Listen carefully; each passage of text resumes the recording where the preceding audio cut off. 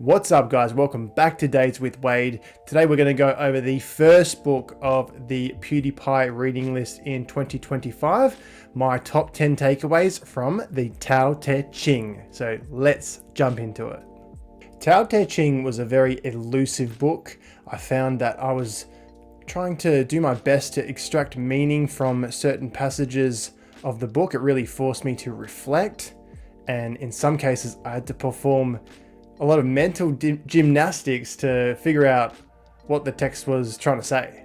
Chapter 2 has some very interesting insights, such as teaching by example. It goes on to talk about how the master teaches without saying anything. It talks about how the master lets things come and go, have without possessing, and acting without expecting. Almost like describing a letting go of the need to control every single event in your life. One part that I especially enjoy, it says, once her work is done, she forgets it, and that's why it lasts forever. I interpret this as you don't take your work home with you.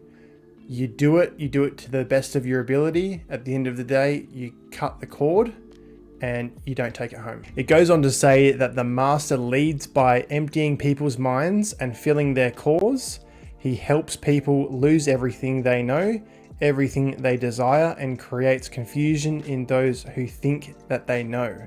I think this teaching is about letting go of all the ego and the drive to amass possessions and massive amounts of success, and to simply just live a simpler life. Chapter 8 says, in thinking, keep it simple.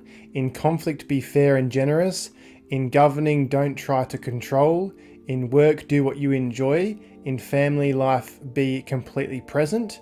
When you are content to be simply yourself and don't compare or compete, everyone will respect you. Funny how even in our daily life, we always hear over and over, don't compare yourself to other people, and that you just need to be yourself. It highlights the importance of simplicity. It goes against our Western culture, the need to constantly be hustling and trying to outdo everyone with the amount of money that you make or the career that you have. It's just a very interesting and fresh perspective, giving you the idea that all this stuff is nice to have, but it's not essential, and living a simple life can sometimes be the most fulfilling. Chapter 9, fill your bowl to the brim and it will spill. Keep sharpening your knife and it will blunt. Chase after money and security and your heart will never unclench. Care about people's approval and you will be their prisoner. I see this passage as warning the reader not to take these actions to the extreme. Of course, you've got to get a good job and get money, and so you can provide financial security, and you do have to somewhat consider other people's approval. Otherwise, you might come off as brash and inconsiderate to others. The problem lies with taking all these actions to the extreme. And then, as stated in one of the previous chapters, it comes up again, do your work, then step back. The only path to serenity.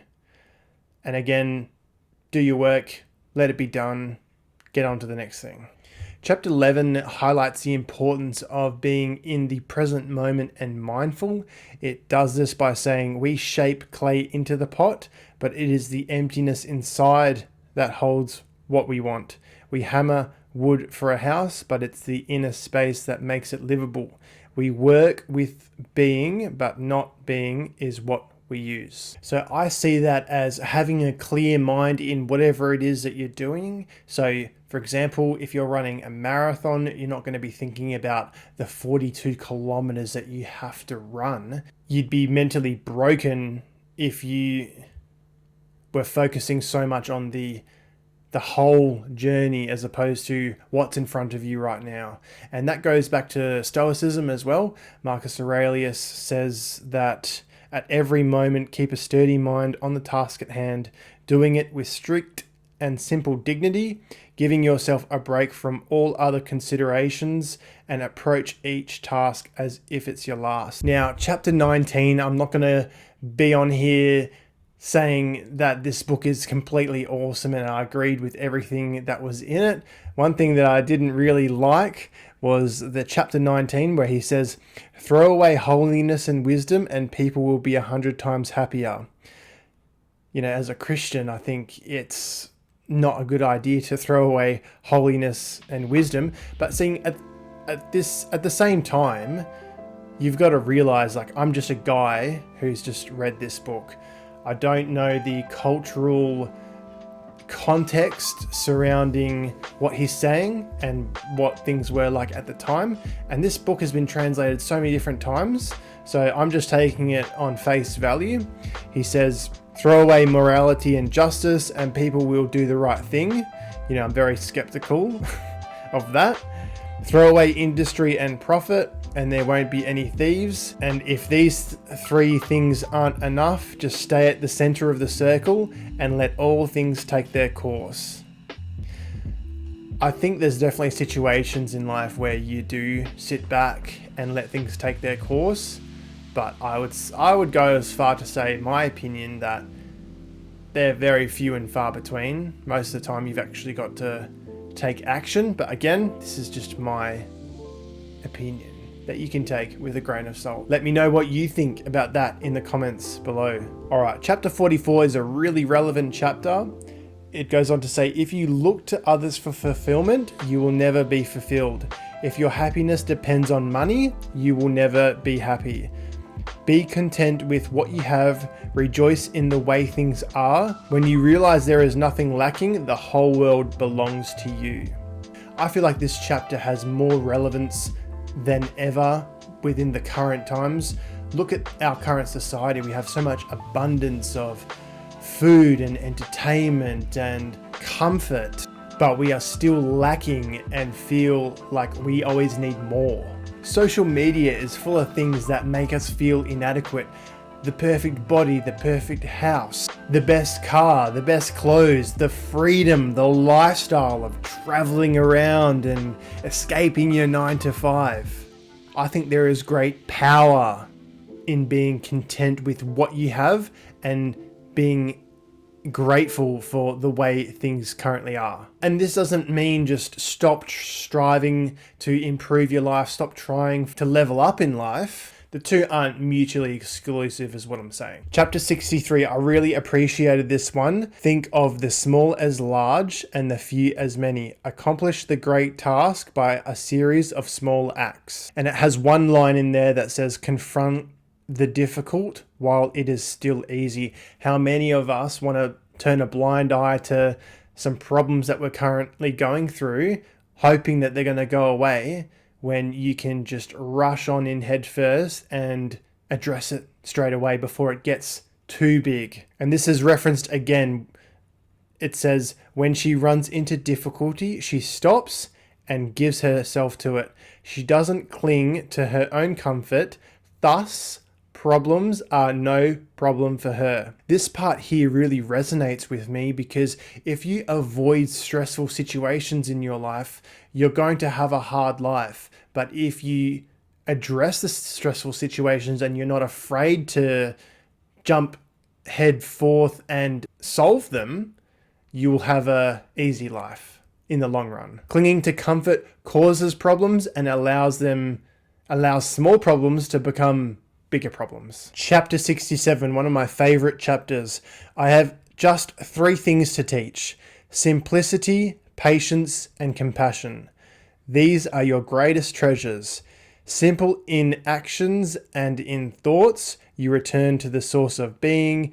Patient with both friends and enemies, you accord with the way things are. Compassionate towards yourself, you reconcile all beings in the world. It just kind of makes you reflect upon where in your life do you need more simplicity, patience, and compassion. Chapter 68. The best athlete wants his opponent at his best. The best general enters the mind of his enemy. The best businessman serves the communal good. The best leaders follow the will of the people. All of them embody the virtue of non-competition. This is good stuff. Not that they don't love to compete, but they do it in the spirit of play.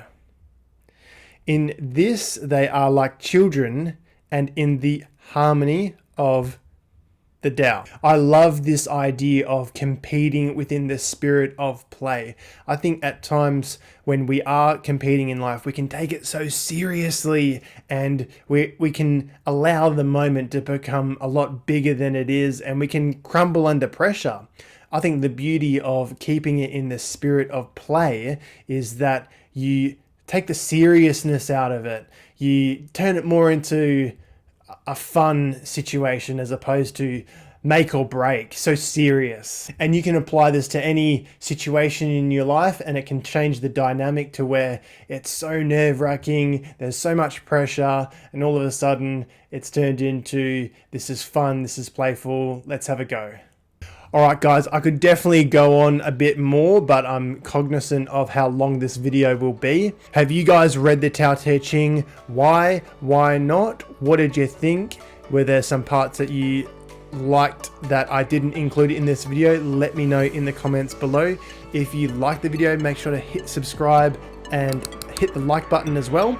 I've got more book reviews coming, so be sure not to miss them. So thanks so much guys for watching, and we'll see you in the next one. Peace.